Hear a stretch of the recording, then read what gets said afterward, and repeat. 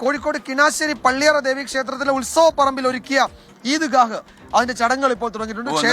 ക്ഷേത്ര മൈതാനിയിൽ ഒരു ഈദ്ഗാഹ് പുരോഗമിക്കുകയാണ്. രാഹുൽ സുരേഷ് അവിടെ നിന്ന് കിണാശ്ശേരി പള്ളിയറ ദേവി ക്ഷേത്രത്തിലെ ആ ഉത്സവ പറമ്പിൽ ഒരുക്കിയ ഈദ്ഗാഹിൽ നിന്ന് രാഹുൽ സുരേഷ് വിശദാംശങ്ങൾ നൽകും. രാഹുൽ, അവിടെ വിശ്വാസികളൊക്കെ എത്തിയിട്ടുണ്ടോ?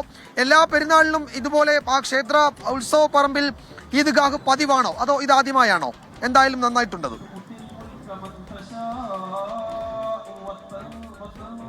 തീർച്ചയായിട്ടും വിജയകുമാർ, വളരെ സന്തോഷത്തോടെ തന്നെയാണ് നമ്മളിവിടെ നിൽക്കുന്നത്. കിണാശ്ശേരി വൊക്കേഷണൽ ഹയർ സെക്കൻഡറി സ്കൂളിന്റെ ഗ്രൗണ്ടിലാണ് ഈ വ്യത്യസ്തമായ ഈദ്ഗാഹ് നടക്കുന്നത്. വിജയകുമാർ സൂചിപ്പിച്ച പോലെ തന്നെ കിണാശ്ശേരി പള്ളിയറക്കൽ ശ്രീ ദുർഗാ ഭഗവതി ക്ഷേത്രത്തിൽ 6 ദിവസമായി ക്ഷേത്രോത്സവം നടക്കുകയായിരുന്നു. അതിനിടയിലാണ് ഈ ചെറിയ പെരുന്നാൾ എത്തിയിട്ടുള്ളത്. പക്ഷേ ക്ഷേത്ര കമ്മിറ്റി ആളുകൾ എല്ലാവരും സംയുക്തമായിക്കൊണ്ട് ഈ ഈദ്ഗാഹ് ഇവിടെ തന്നെ നടത്താമെന്ന തീരുമാനത്തിൽ എത്തുകയായിരുന്നു. ആദ്യമായാണ് ഇത്തരത്തിൽ ഈദ്ഗാഹും അതോടൊപ്പം തന്നെ ഉത്സവവും ഒരേ ദിവസം വരുന്നത്. ഏതാണ്ട് 10 വർഷത്തിലധികമായി ഇതേ ഗ്രൗണ്ടിൽ തന്നെയാണ് എല്ലാ വർഷവും ഈദ്ഗാഹ് നടക്കുന്നത്. പക്ഷേ ഉത്സവവും ഈദ്ഗാഹും, അതായത് പെരുന്നാളും ഉത്സവവും ഒരേ ദിവസം വന്നിട്ടില്ല. പക്ഷേ ഒരേ ദിവസം വന്നപ്പോഴും മതസൗഹാർദ്ദത്തിന്റെ സൂചനയായി അവർ ഒന്നിച്ചു തന്നെ മുന്നോട്ട് പോകാൻ തീരുമാനിച്ചു.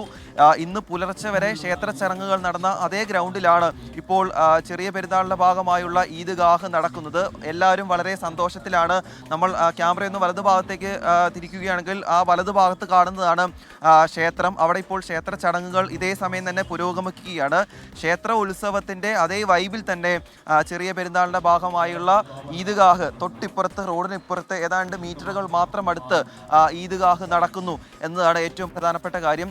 ഏതാണ്ട് 500-ലധികം ആളുകളാണ് ഈ ഈദ്ഗാഹിൽ പങ്കെടുക്കുന്നത്. കൃത്യം 7:15 കൂടി തന്നെ ഈദ്ഗാഹ് ഇവിടെ ആരംഭിച്ചിട്ടുണ്ട്. അതിൻ്റെ ചടങ്ങുകളെല്ലാം തന്നെ ഈ നിമിഷവും പുരോഗമിക്കുകയാണ്. എന്താണെങ്കിലും ഒരു റിയൽ കേരള സ്റ്റോറിയുടെ കാഴ്ചകൾ തന്നെയാണ് കിണാശ്ശേരിയിൽ നിന്നും റിപ്പോർട്ട് ചെയ്യാനുള്ളത്. വിജയകുമാർ.